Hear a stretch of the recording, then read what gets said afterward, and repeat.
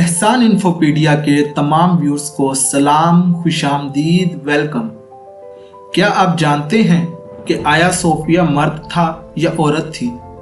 आपने अर्तुगरुल ड्रामे में एक नाम ओस खान, ओस कबाइल, ओस नस्ल और ओस खान की मोहर का जिक्र बार बार सुना होगा। क्या आप जानते हैं ओस खान कौन था? क्या आप जानते हैं तुर्की और सऊदी अरब में नफरत की वजह क्या है? मुआहिदा लवाहजान क्या था? 2023 में मुआहिदा ख़त्म होने के बाद तुर्की दोबारा सल्तनत उस्मानिया की बुनियाद रखेगा। ये सब और मज़ीद दिलचस्प और हैरान कुन मालूमात। तुर्की के बारे में कहा जाता है कि ये खित्ता सबसे पहले आबाद होने वाले खित्तों में से एक था। तुर्की का ज़्यादातर हिस्सा अनातोलिया के जज़ायर पर आता है। अनातोलिया के इस जजीरे पर 7,500 साल पुरानी जिंदगी के आसार भी मौजूद हैं। तुर्की दो बरआज़मों एशिया और यूरोप पर मुश्तमिल है। इस मुल्क का 3% हिस्सा यूरोप और 97% हिस्सा एशिया में मौजूद है। ताहम फिर भी तुर्की को यूरोपीय मुल्क माना जाता है। तुर्की की सरहदें 8 ममालिक से मिलती हैं। इसके शुमाल मशरिक में जॉर्जिया, मशरिक में आर्मीनिया, अज़रबैजान और ईरान, जनूब मशरिक में इराक और शाम, जनूब मगरिब में मेडिटेरियन सी, मगरिब में यूनान, शुमाल मगरिब में बुल्गारिया और शुमाल में बहर असवद वाक़ है। तुर्की का मुकम्मल रकबा 7,83,356 मुरब्बा किलोमीटर है। तुर्की रकबे के लिहाज से दुनिया का 36वां बड़ा मुल्क है। 2019 के सर्वे के मुताबिक तुर्की की आबादी 8,08,10,000 अफराद पर मुश्तमिल है, जो इसे दुनिया का आबादी के लिहाज से 19वां बड़ा मुल्क बनाती है। अगर तुर्की की तारीख के बारे में बात की जाए तो हज़रत ईसा अलैहिस्सलाम के इस दुनिया से जिंदा उठाए जाने के बाद अल्लाह ताला ने रूमियों को अरूज दिया। उन्होंने पूरे अनातोलिया, शाम, उर्दन, मिस्र और फ़लस्तीन पर कब्जा कर लिया। हज़रत ईसा अलैहिस्सलाम को मानने वाले ज़्यादातर लोगों ने तुर्की को अपना मस्कन बना लिया और यहाँ दावत व तबलीग शुरू कर दी। 330 ईस्वी में रूमी बादशाह कुस्तुनतीन ने मसीहियत कबूल करके इसे सरकारी मजहब बना दिया। यही वो बादशाह था जिसने कुस्तुनतुनिया की बुनियाद रखी। इससे पहले इस शहर का नाम बाज़ंतीन होता था, मगर अब इस शहर को इस्तंबुल कहा जाता है।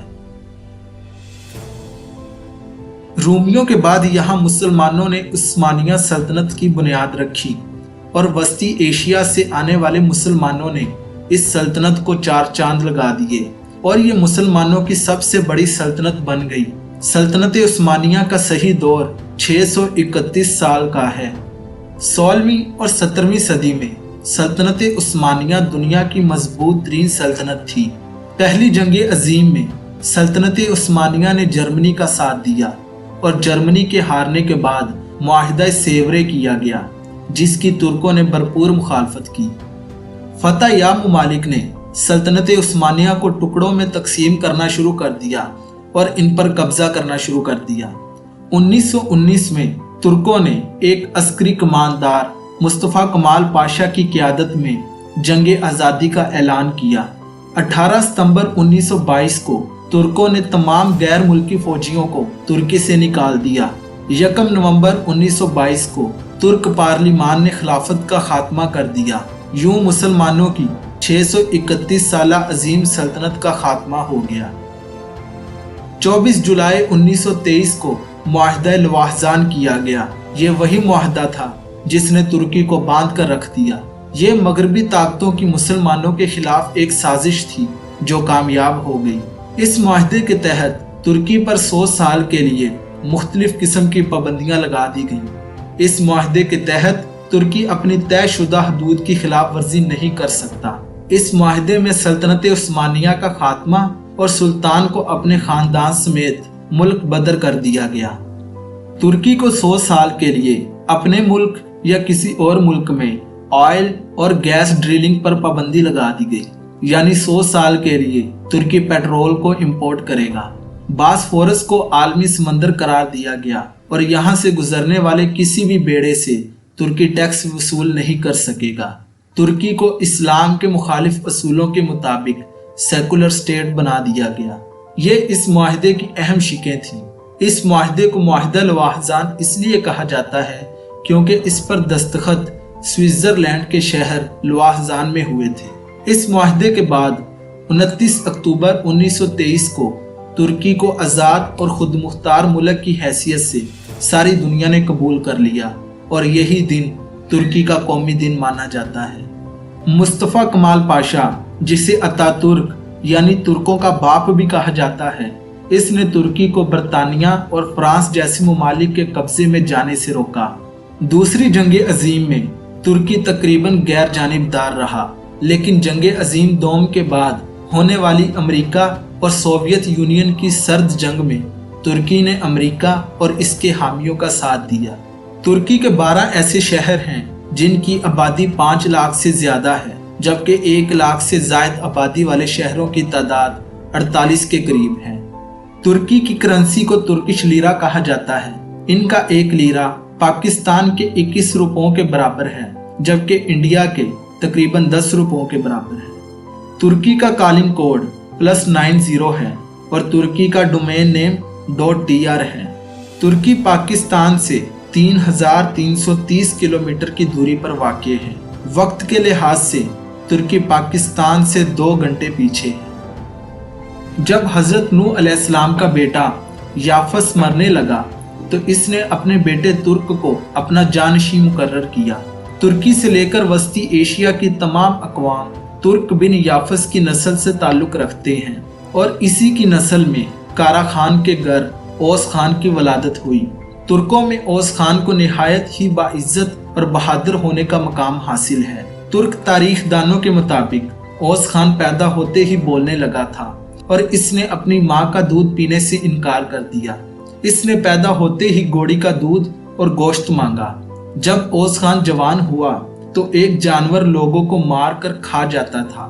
ترک اس سے بہت زیادہ خوف زدہ ہوتے تھے۔ اوس خان نے ایک بڑھیا چال سے اس کی گردن اڑا دی۔ اسی کی کوششوں سے بکھرے ہوئے قبائل بھی اکٹھے ہو گئے۔ اوس خان کے 12 بیٹے تھے جن سے یہ 12 قبیلے بنے، جن میں سے ایک کائی قبیلہ تھا۔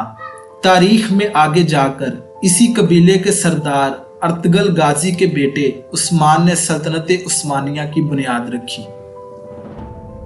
ترکی کی مجموعی آمدنی $2.351 ٹریلین ہے، جو اسے معیشت کے لحاظ سے دنیا بھر میں 13ویں نمبر پر لاتا ہے۔ ترکی میں مجموعی فی کس آمدنی $27,690 ہے، جو اسے دنیا میں 45ویں نمبر پر لاتا ہے۔ اسلام ترکی کا سب سے بڑا مذہب ہے، جسے 82% ترکی مانتے ہیں، جبکہ 2% لوگ مسیحیت کے ماننے والے اور 7% دیگر مذاہب کے لوگ بھی موجود ہیں۔ 1987 میں ترکی نے یورپی یونین کا حصہ بننے کی درخواست کی تھی، جسے 1989 میں یہ کہہ کر مسترد کر دیا گیا کہ ترکی میں ابھی مزید سیاسی اور اقتصادی اصلاحات کی ضرورت ہے، جبکہ اس کے بعد یورپی یونین نے 2005 کو ترکی کو یورپی یونین کا رکن بننے کا امیدوار قرار دیا تھا۔ آیا صوفیہ کو 360 عیسوی میں تعمیر کیا گیا۔ آیا صوفیہ اٹلی کی رہنے والی ایک نصرانی عورت تھی جو مسیحی شہیدہ کے نام سے جانی جاتی ہیں۔ صوفیہ اور اس کی 3 بیٹیوں کو رومی بادشاہ نے رومی دیوی کو سجدہ کرنے کا حکم دیا۔ صوفیہ نے شرک سے انکار کرتے ہوئے حضرت عیسیٰ علیہ السلام کے رب پر ایمان لائی۔ دیوی کو سجدہ کرنے کے انکار کی وجہ سے اس کے پورے خاندان کو شہید کر دیا گیا۔ آیا صوفیہ چرچ اسی شہیدہ مومنہ کے نام پر بنایا گیا۔ ترکی کی 18.2% آبادی زراعت کے شعبے سے وابستہ ہے، 26.8% انڈسٹری سے وابستہ ہے۔ اس کے علاوہ 55% آبادی سرکاری اور پرائیویٹ اداروں میں سروسز کے شعبے سے تعلق رکھتی ہے۔ Textile, food processing, autos, electronic, tourism, mining industry, steel اور کنسٹرکشن ترکی کی معیشت کو ترقی دینے والی انڈسٹریز ہیں۔ ترکی نے سیاحت کو اپنے ملک لانے کے لیے بہت سی اصلاحات کی ہیں، جو رجب طیب اردگان کی پالیسیوں کا ہی نتیجہ ہے، جو ہر سال کروڑوں افراد तुर्की का रुख कर रही हैं। तुर्की में 2019 में 3,34,00,000 लोगों ने सफर किया। अदादाद के पहाड़ तुर्की के सबसे बुलंद पहाड़ हैं। ये वही पहाड़ हैं जहां हजरत नूह अलैहिस्सलाम की कश्ती के आसार भी मौजूद हैं। बहरे अस्वद की तह में इंसानी जिंदगी के आसार पाए गए, जिससे ये अंदाजा लगाया जा सकता है कि आज से हजारों साल पहले यहाँ भी दुनिया आबाद थी। तारीखी तहकीक से मालूम होता है कि हजरत नूह अलैहिस्सलाम के तूफान का जमाना भी यही हो सकता है, और हो सकता है कि इसी तूफान की वजह से बहरे अस्वद की सतह बुलंद हुई हो। दोस्तों, सऊदी अरब और तुर्की की आपस में नफरत की वजूहात क्या हैं? जब सऊदी अरब अपनी तारीख पर नजर दौड़ाए तो इन्हें सल्तनत उस्मानिया का दौर जरूर याद आता है। आया सोफिया के बिल्कुल मुकाबिल सन 1818 में सल्तनत उस्मानिया के फौजी सऊदी अरब के शाह अब्दुल्ला बिन सऊद और हम्बली इमाम को एक जंजीर में जकड़कर इस्तांबुल लाए। जब अब्दुल्ला बिन सऊद का सर कलम किया गया तो एक बहुत बड़ा हजूम आया सोफिया के बाहर जश्न मना रहा था। शाह अब्दुल्ला बिन सऊद की लाश को 3 दिन तक रखा गया। इसी दौरान सल्तनत उस्मानिया के फौजियों ने उस वक्त के सऊदी दारुल हुकूमत दीरिया और रियाद के मुजाफात पर हमला किया। सऊदी अरब के मौजूदा हुक्मरान 84 साला शाह सुलेमान और 34 साला वली अहद शहजादा मोहम्मद बिन सलमान अब्दुल्ला बिन सऊद के खानदान से ताल्लुक रखते हैं, जिनका आया सोफिया के सामने सर कलम किया गया था। तुर्की में एक वक्त था जब लोगों ने इसे यूरोप का हिस्सा बनाने की कोशिश की। तुर्की में हिजाब तक करने पर पाबंदी लगा दी गई थी। इसके अलावा अजान भी अरबी के बजाय तुर्की जबान में दी जाने लगी।